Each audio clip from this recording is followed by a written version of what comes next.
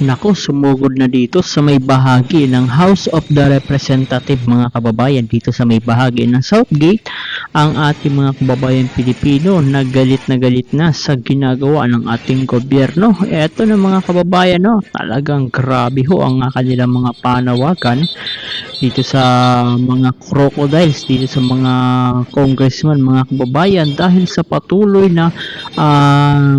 kaguluhan sa patuloy na korupsyon na nangyayari sa ating bansang Pilipinas, kaya talagang walang humpay at ito ay bilang paghahanda mga kababayan sa sinasabing January 31 na malaking rally na magaganap mga kababayan dito sa bahagi ng EDSA papunta ng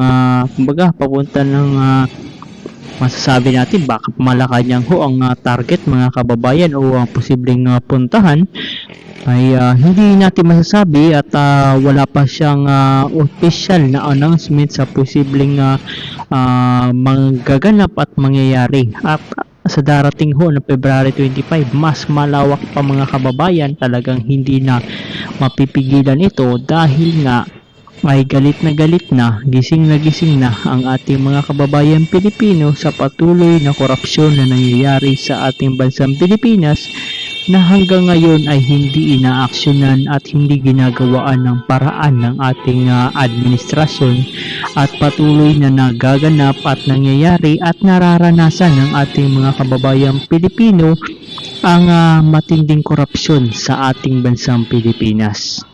Sa ngayon mga kababayan ay inaantabayanan ho natin kung ano ang posibleng mangyari doon sa dalawang impeachment na inihain sa House of the Representatives mga kababayan. Itong impeachment complaint na ipinasa ng abogado ni Lisa Marcos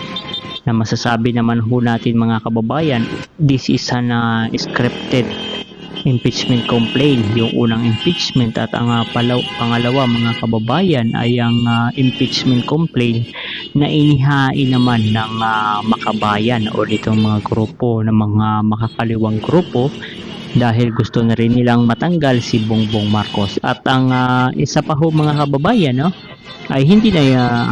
ipinasa nilang congressman Mike Defensor at ilang pang mga politiko ang impeachment complaint ang ikatlo dahil masasabi ho natin parang hindi naman ito tatanggapin ng Kongreso at ito pa ang mangyayari mga kababayan sa darating na February 6, di ba naghain ho ng impeachment complaint ang makabayan laban kay Bongbong Marcos, so hindi natin alam kung tatanggapin yung sa makabayan kung mangyari ma-impeach yung presidente. Ang ihahain na naman nila ng impeachment complaint mga kababayan ay ang vice presidente dahil gusto ho ng makabayan ay matanggal si Bongbong Marcos at matanggal si Vice President Sara Duterte nang sa ganun mga kababayan ay hindi po magiging threat si VP Sara Duterte sa mga grupo na nandoon sa mga kabundukan at magtuloy-tuloy ang pangre-recruit nito mga makakaliwang grupo upang pumunta doon ang mga kabataan sa kabundukan at mag-armas laban sa gobyerno. Yun ho ang pinipigilan nila kasi kapag naupo ho si VP Sara ay mapipigilan ang ginagawa nito mga makakaliwang grupo, lalong-lalo na yung mga dinadala doon sa kabundukan. Kaya ngayon mga kababayan talagang doble kayod na ho sila, maging si Trillanes at ilang mga dilawan na pinklawan mga kababayan ay doble na po ang kanilang pagsisikap na pagbagsakin ang mga Duterte nang sa ganun ay talagang makaupo din itong mga dilawan at nang masasabi ho natin lumakas din ang mga grupo na masasabi natin na kakampi nila na nandoon sa kabundukan. Siguro masasabi natin silent supporter, pero ito po ay kalaban pa rin ng mga army ho natin na kung saan talagang tinatarget pa rin ito ng ating mga kasundaluhan na kung saan ito ho ay gumagawa ng kaguluhan sa ating bansang Pilipinas, itong mga army o new people sa army dyan sa kabundukan. Ito nga yung mga kababayan ay patuloy ho ang daing hinaing protesta ng ating mga kababayang Pilipino dito sa harapan ng South Gate ng House of the Representative upang panagutin ang mga kurakot ng mga kongresista upang ayusin ang ating gobyerno, dahil hanggang sa ngayon mga kababayan ay hindi po umaaksyon ang ilang mga congressman, dahil masasabi ho natin sila ay kakampi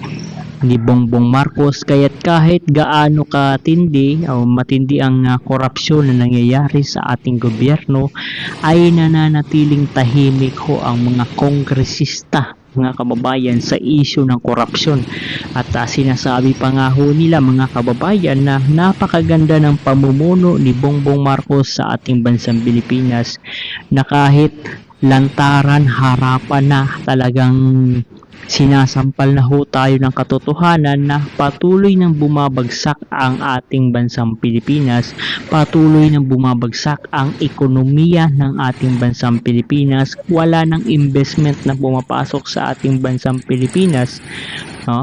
Ito pa yung ombudsman mga kababayan, ito yung pinamumunuan na ngayon ni Remulla mga kabayan, na masasabi ho natin na hindi naman fair itong pagiging ombudsman ni Remulla mga kababayan, dahil may kinikilingan ho ito. Ang kinikilingan nito ay ang administrasyon, na kahit masasabi kasi natin kabayan na